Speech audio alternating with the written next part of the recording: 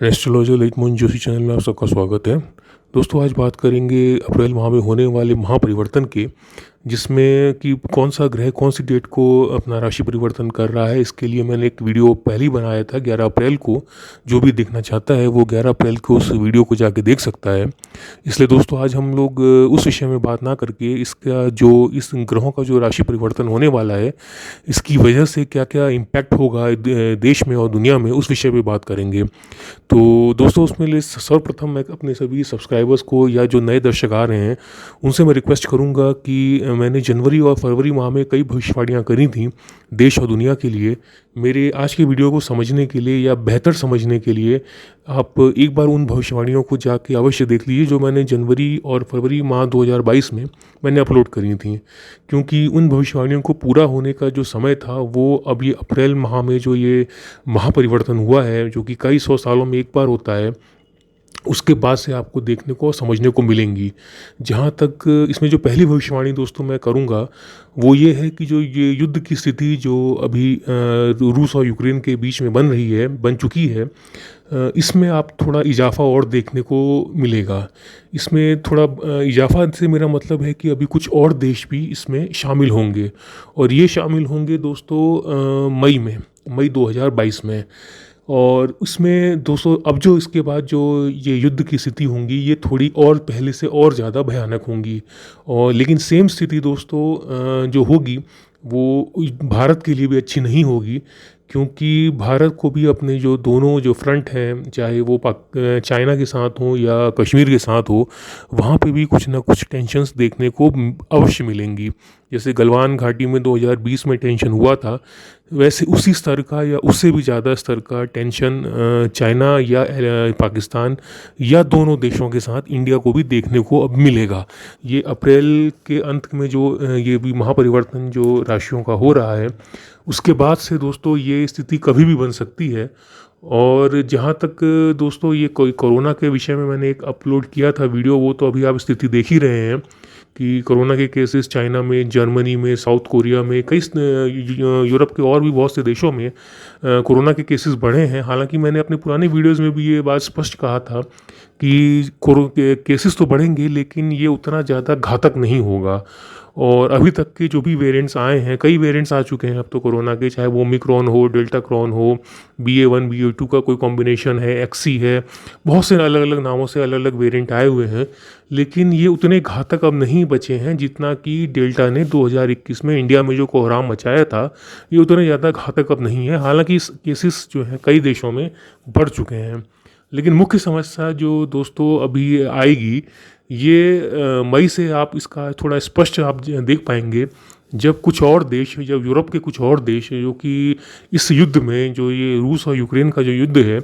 इसमें कहीं ना कहीं से पार्टिसिपेट करेंगे, इसमें कहीं ना कहीं से अपनी भूमिका एक एक्टिव रोल प्ले करेंगे, या यूं कहें कि युद्ध में सीधे भी कूद सकते हैं। इसके अलावा जो दूसरी भविष्यवाणी है दोस्तों मेरी, वो है भारत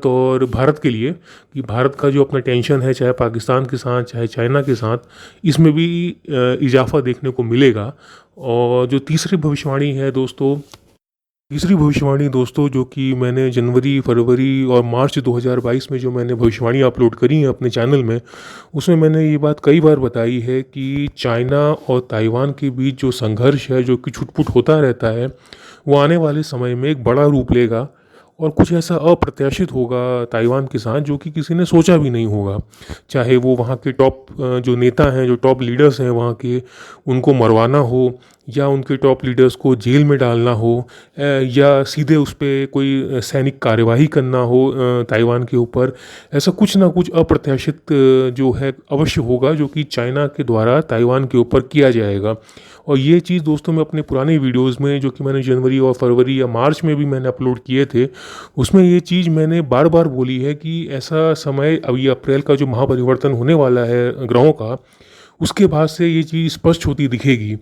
तो दोस्तों उसका समय भी अब निकट आ गया है उस भविष्यवाणी के सत्य होने का भी। और ये अप्रैल के महीने में जो ग्रहों का जो महापरिवर्तन हो रहा है,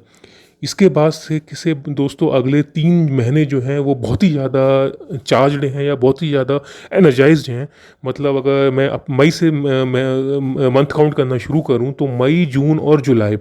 ये 3 महीना दोस्तों ऐसे हैं जो कि जिसमें कोई एक बड़ा एक्शन चाइना की तरफ से वियतनाम पे भी होगा। चाहे वो मिलिट्री एक्शन हो, चाहे वो वहाँ के टॉप लीडर्स को जेल में डालना हो या उनको मरवाना हो, लेकिन कुछ ना कुछ ऐसा अवश्य होगा दोस्तों जो कि बिल्कुल अप्रत्याशित होगा। तो इसी के साथ दोस्तों मैं अपने जो अब आज की वीडियो में जो मैंने भविष्यवाणियाँ करी हैं, मैं उनको अंत में एक लाइन में समझाने का प्रयास करता हूँ। और उसमें से मेरी पहली भविष्यवाणी ये है कि जो अप्रैल में जो ये ग्रहों का महापरिवर्तन हुआ है, इसके बाद से जो अगले 3 महीने हैं, मतलब अगर मैं मई, जून और जुलाई 2022 इन 3 महीनों की बात करूं, तो इसमें जो ये युद्ध रूस और यूक्रेन के मध्य जो युद्ध चल रहा है, इसमें कुछ बड़ा होने की संभावना है, या इसमें कुछ और नए देश जो कि यूरोप के होंगे, उनके उस युद्ध में सीधे भाग लेने के लिए या सीधे पार्टिसिपेट करने की संभावना बहुत ज़्यादा है, जो कि इस युद्ध को और ज़्यादा भीषण बना देंगे। दूसरी भविष्यवाणी है दोस्तों भारत के लिए,